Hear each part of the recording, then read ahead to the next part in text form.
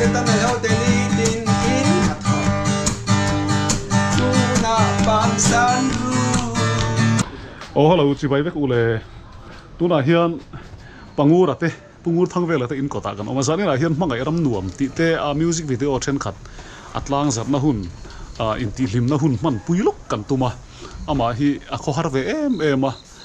zanlama kan tlo ngai lawa zani na hian hun rem chang kan nei lawa wang hei thian te ming te le malanen i kan tlo lok don ani tuna hian kotlai tangin kan hmu to pangura hi kho har mel de na thua min hu chi lawa ti chuan kan lut lok don ani helai hian min la hmu lawa so pangura chu hi kan kik lo mang chu kan kik ve thiu wang kong khat khai in kho va har om ve pan hi chei no ma lo helai he kapi lo mua hilai khi khai awan har ve ameng po har lu tu kapi va hat mang har ve pangur inu hi va meng har ve a tha he mai ina lo ti fel file le thap to mai arte chu kalo le am ngai lo art ti ti ngai lo kan du lo lo vani helin e rani tal chuan helin kan dei don nim kapala don nim helin ngai lo reng ngai so kan ai kham so lo boina good understanding ti kha ka vari ko ta awang le chan chu ipi hianin adam lai nge in kala do ber hi min ti sakro ti in min changun lu tuka man dewa tang to khan khuta silonga cancer avei lai khanin e athang to chuta chuanin kalo thipal ani poin e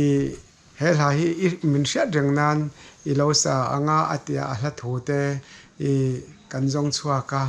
ta chuanin ahla tho mai pya lama aman min zir tir ta a doli parton le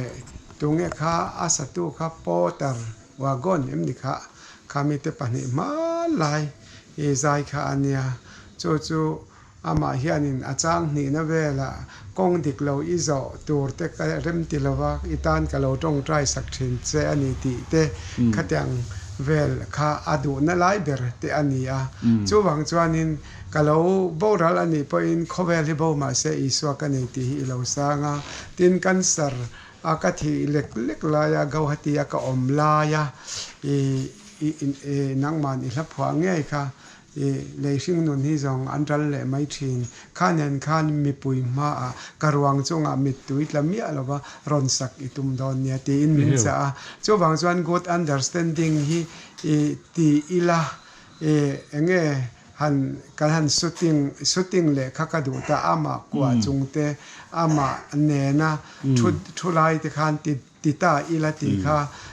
karot ani chu awa thabe ka hmel kan tilang velo pangur zanina kan kalchan hi thil dang ani lawa kan komhlim dona ka zai pui dona chumi pa chuan music video ma ram nuam hi kan su zo vek to a release function hi helai hi kan nei ve mai don ni holam dewin acting kan ti don eng ma program po ka siam lawa kan siam lawa atla chokpan yang chu tro ya tla chapin ti hian pathian in hun tha min pe nia ka hriat ve chu ke ma hian soi nu ke chu photographer kan ya mun thang thang thla la kual reng kan ya tun thla hi pathian in hun rem changa siam an yang chu august thla nia mizoram mizozi nga chuan kan hriat thiam dan turin in nei lo thla kan ti thani tun ma chuan ting ti thim kha thaser kan ti an khani ta in nei hian om ngai vak lowa tu hnoi ro chon pani khati chun om ve zau kala vele zau thina enge mi tam tak chon khami kha an eng lo vak to lo ka sei thiam lo ser vak to lo ma ro chu atam zo khian la ser awang hian august tha in nei hi chu an claim de leka chu mi hun ola chon pangur anen video hei tuna po tun thla hian pathum vel kan ti chuak ta youtube vlog karon da thina kha pathum vel karon da ta chu pathian rem ruat ning ka hria thale anga te chuan pathian khoi na zara hei booking te om to ke ma po ka man le to don lowa namte kan omani chuan pangura pongai om le view dona amaro chu pathian in hun tha hertir zelanga ti hian kan ti dun zel turanga ila tu na ri chuan zan in hi chuan engtin engemo han ti kual vele chu kan tu manga ti lowa chuan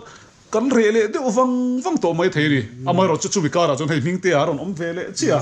mingte hen music video lo siam pui ngar do na pangura tu thu sam ang turin te chuan mingte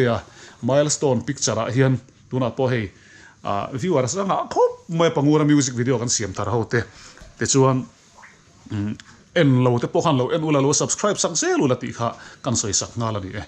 hela hian engi kan ti don pokha lo pangun pakhat le chu voin lama te engting e mhangai ram nuan in release don ti hi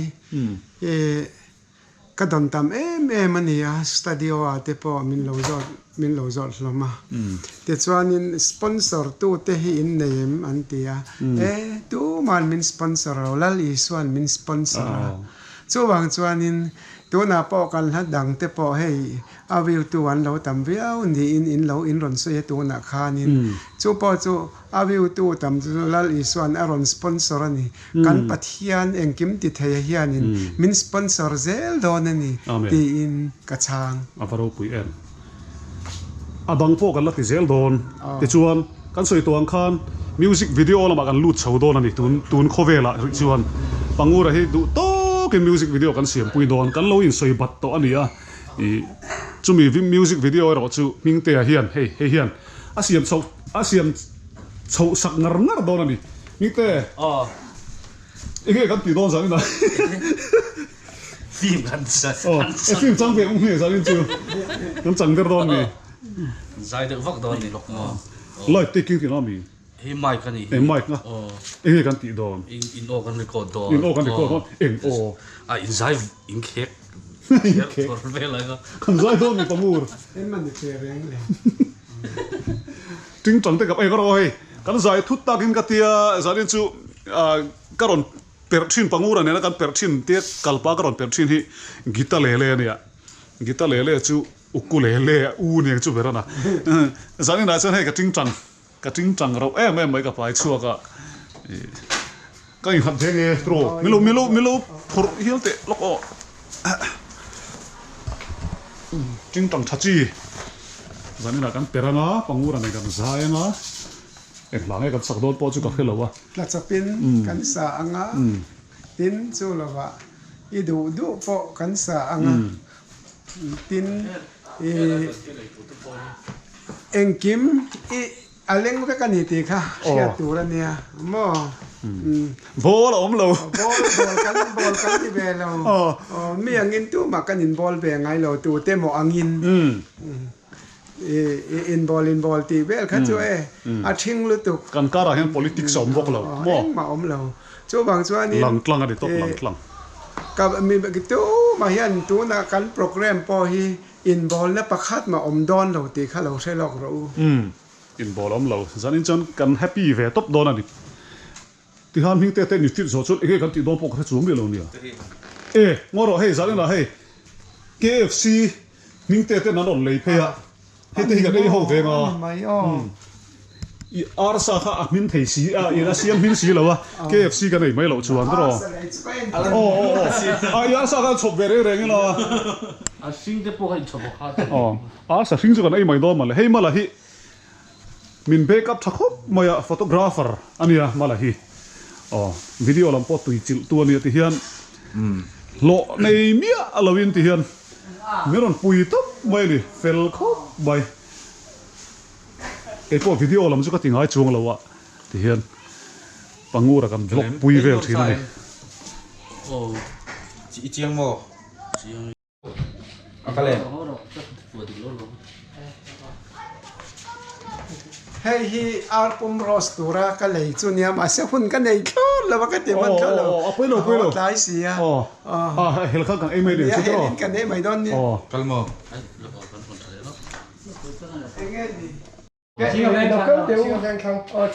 hei panguran lenga lo nei ve nga la khoi tangi local Singa veng khang changin ani mo KTP ania silver jubilee kan lom don ai pangura la asa ana ti kan mang tu kan di lai anin phal takin min lo pe kan lom khop me awa lo mom ve o อันที่สิงัดเลยครับ ti chuanin anh tia làm tour nghe chú chú ama lem chang hi nom do na kan pran chami nang mani han lam chim lo kula ama thage chuan kan release na in tel na lang alom om ei phai ram lom ti kha sei na kan release dom ke ti khamo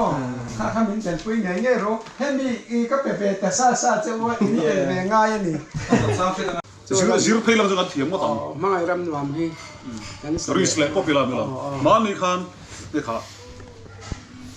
Rajiv Gandhi Stadium khan kan sak zau khamo kha po kha anuam ka ti ma se ka thiam vak lo ka sat to panga ti kan sak chang khale thunan kha sa le la chuan ken chang hi na ka sa ve le anga mai lo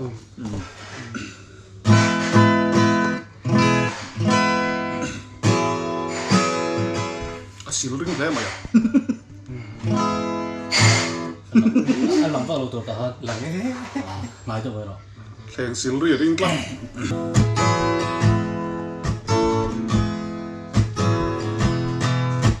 mangai ram noa chandam tu tual le na re na mitin ka thlir mitin mangai na dai ngai lo lung du kim ram noa klem ka ha lel tem ni se om telin chandam tu wa ma kan len chuan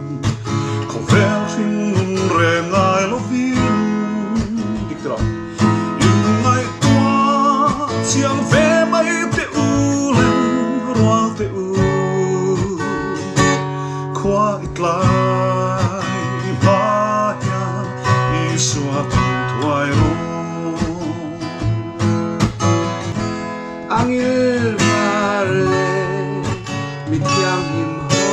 ten kot kher moya panlengang na bia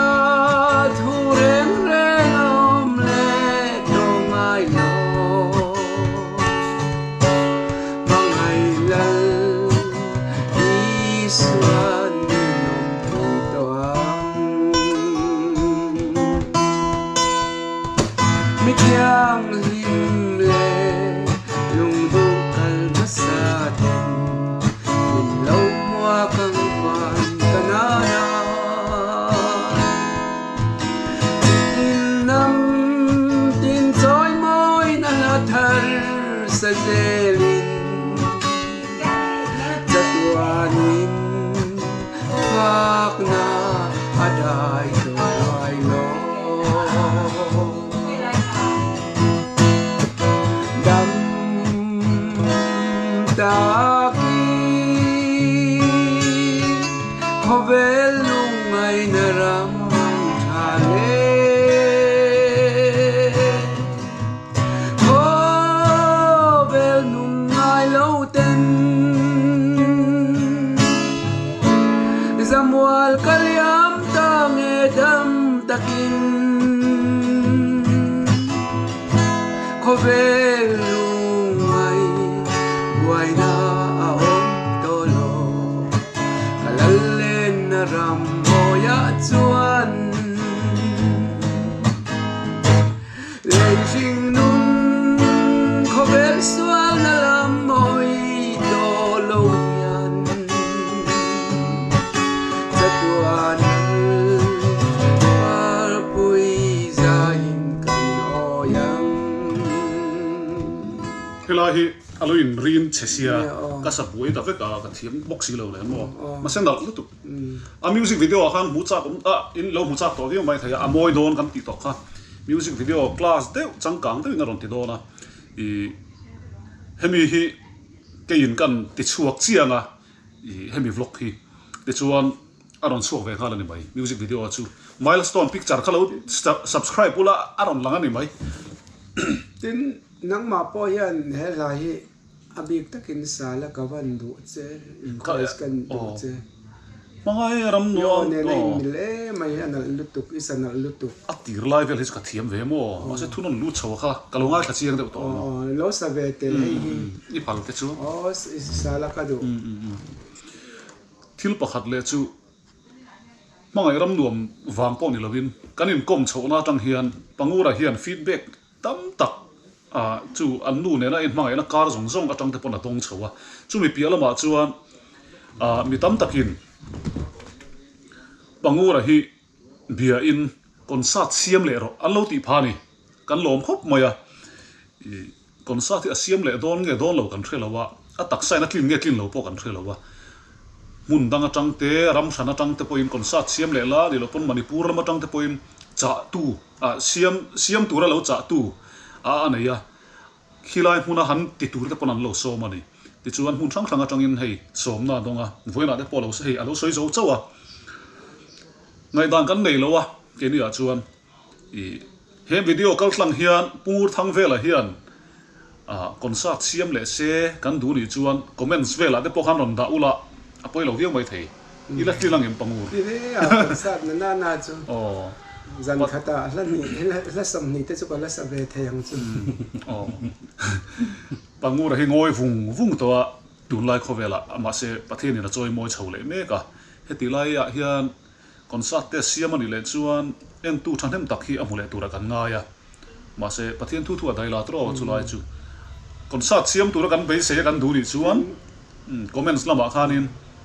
ron thai ve te ron thai sin tin thil pakhat le chu voina mi dam takin min ron chu district capital tina po hian ti thei ula aban lo mom don iti te an oma ma se kanau te ming te so ma te ho kan ron photanga an mani ngai dan te in kan la ngai tu ang chuan mani ngai dan ni ro se ke chuan thu thuk neng ma ka siam thei lo ti in ka chang nia pathian thu ke ni pon engma kan soi thiam lo mo kan la ti ve than lo ania kon sa lam pang phei chu tian a tha tu zo ka chu pathian in ron her tir mo ya tro ti zong chun la pathian ne na tong trai bokila pathian in kanom dan tur chu ro min rel sak tura da topila mo chung lam ron ze lin kan ti don nia kan tum lawa hian pathian in da thina chu wangin ama ron chu ti hian fel mai seidu kan la nei mi te tang kham seidu te kan nei music video te cheng tiang in chan chawanga ti lai te po kha aha chu in thu ni ro se in toy te kan sei lo kanga to na hian in music video hi mumal taka athisen lunga pe ti te po hi siam om lo concert mi te khatiang ang te mi mai kha en tur oma ma se abik takin music video hi siam turin min rona ma na in house nei tu andro nen kan han ti don zeta ma se ka pe le lo ti le lo mayang ka tia ti chuanin nga tinge male iti du lo tat le an tia tu na chuanin ti a hun ve to in ka sia tin ming te po hian khazar hi lo zo ve ze se ka dua pathian mal som na ke ma atanga lo luang chhuak hi lo dong ve zel se ti hi ka thin longa voin ni tang khana ron om thara chu wang chuan ka hla ka hit deu ho kha sodom le komra kan yang zo ta ti te po kha du le kan ti zel langa lal pan re ma ti chuan pathian ron zelin kan ti don nia ti ka thin longa chuan om an aro puye ka han velon ni pangura ne na la hui he gan shoot vela san in chu release kha kan gai to le lo nge kan ri he mi sa hin kan release don ni kan lam le vak siang e hi atisen lu ape ti hi pangura hla phu ani tula hi som te ani kha som te na asa tharta mi dang pon aron hit khop maya tun ma isak tit ka hria chon mo thing shas chunga chuan atlo me kan mel ma aplo ha ti kwe ni lo o tuna hian pangura hla atisen lu pe ti hi lim dawil nuam ti dawil sakan tumang a sang pai ka lo la sangai lo sim hela hi ka hriat chu ka hria kalung ti leng don tlet chu ki mo mala sam kha thang tro ama style in karon hai honga ama ron chunchop ro se poi lo ma tim shos tunga chuan atlo me kan mel ma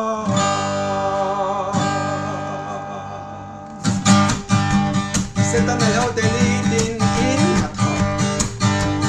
tuna bang san ru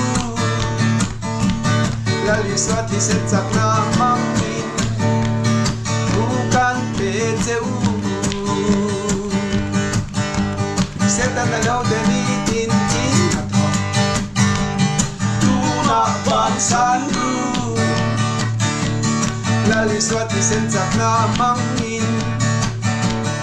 bukan pezeu visual kanan hati selu ape visual kanan hati selu ape tim ro sunga chuan atlo me kan melma sana tuan dam lâu in vain tu na lâu dam to lu lali swa taksa tuar na tisna chuan kan dam do asi sana tuan dam lâu in vain tu na lâu dam to lu lali swa taksa tuar na tisna chuan kan dam to ani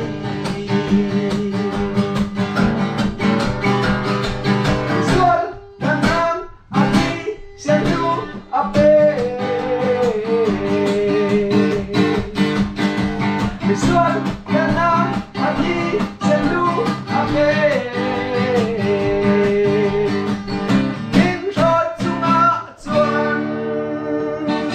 atlo me kan melma achan da paden tin kan luna har sat na aum mem alo me lali so ta chuan kan dam do ani achan da paden tin kan luna Harsat na aum men lali swa patyan na chuan ne zau to asin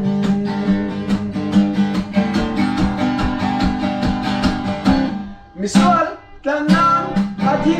selu ape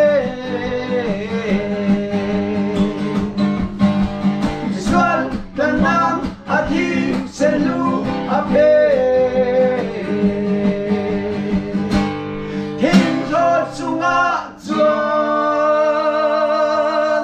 atlo me kan melma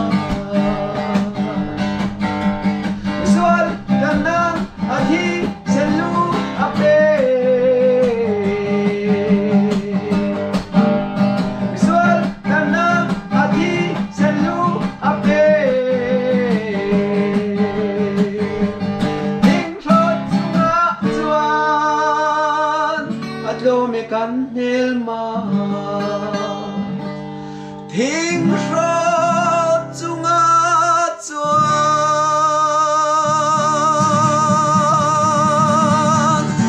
atlo me kan melma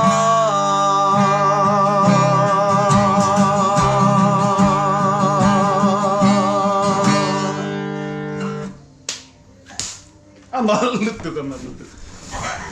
kami kha sound check ne na ati music video ne ni in ek to la nei lo ani mo cái mặt cái này lòng sừng sững này ani mo in sia mangai tro music cái đó thì thar de ya ti tharo la mo ama sia ila so hit gar pol khari re mo kan ding tong yo zanina hey mangai ram nuam Đi cái tí rồi lọc sẽ nói thế.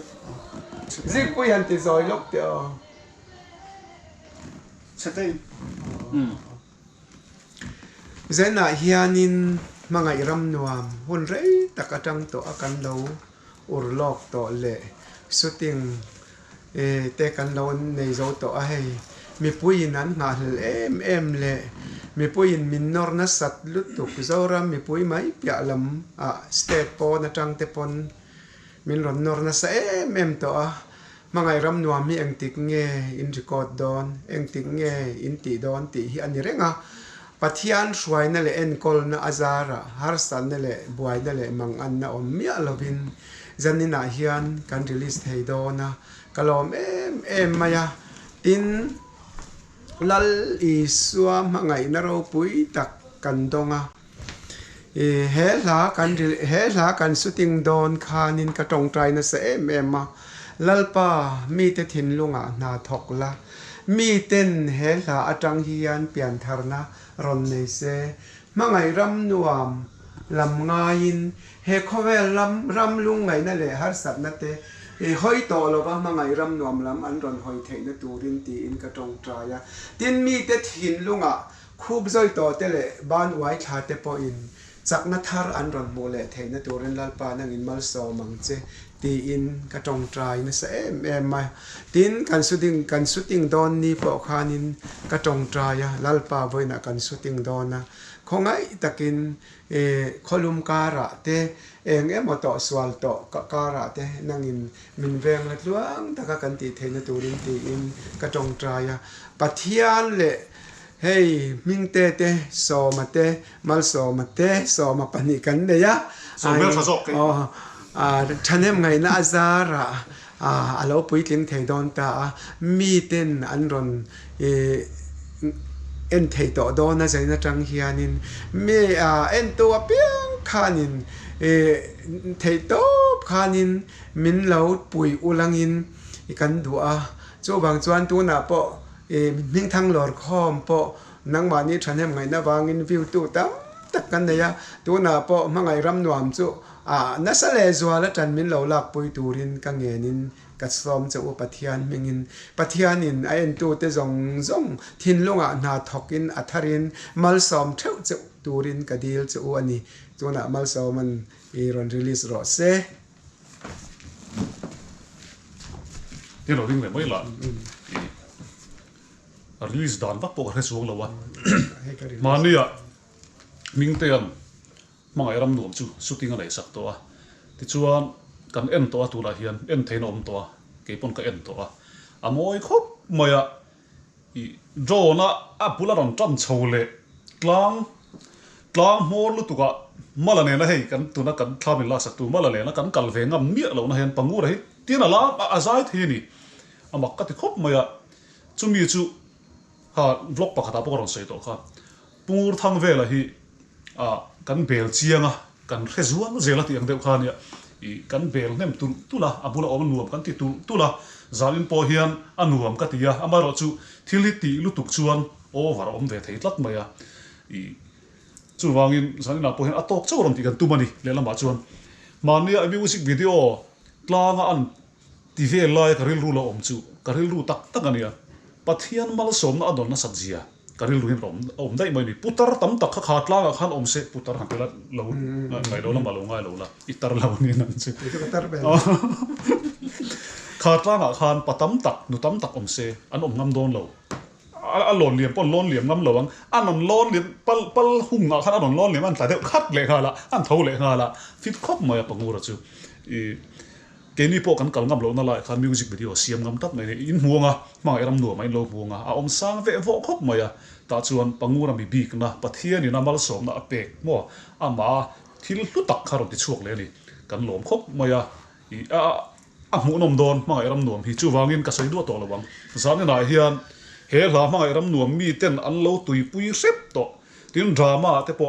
zefir drama club khan ma eram nuam chuan vorlar chiam to tho khat lai khan kan thevek ome tuna hei a music video pa ngai takin pungura hian lo la nei mi lawa chumi piala ma ha zani na han zai china I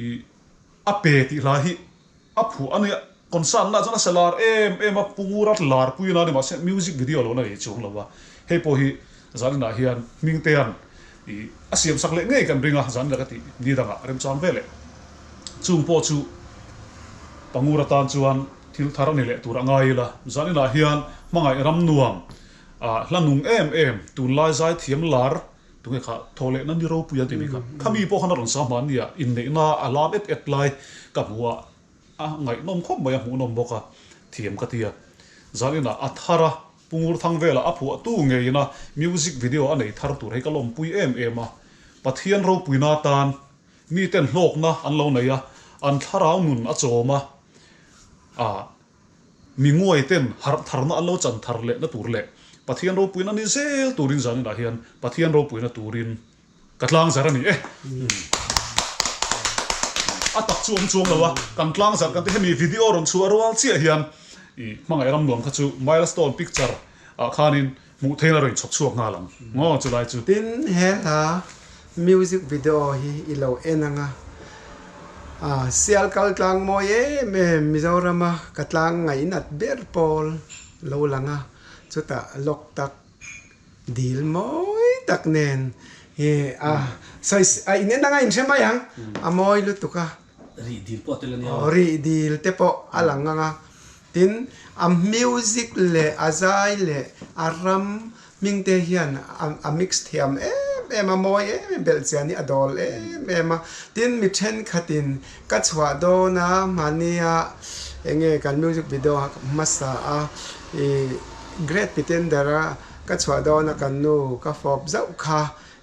at alem an chan chopan yang tipol an lo oma chu kadong nol maya ka chwa don reng hianin abiang adian ka chuk sak thina ko ho hianin ilo da mem I tha em tin abula ka thule thlap thina ni ti kha mi pui hian lo thenon bok ro se hey ming te le malan KFC zani na ron kenga kan ei lok do na ni tuna hian break kan nei loka kan break zo hian mangai ram nuam khan sale do nem mangai ram nuam khan sale mai thein chi da kan sa kan thiam lu tuk lawa music lama boina kan nei dewa alian fe pangure ro upa berin kan ei chan ei fotangai apalian ve landol ro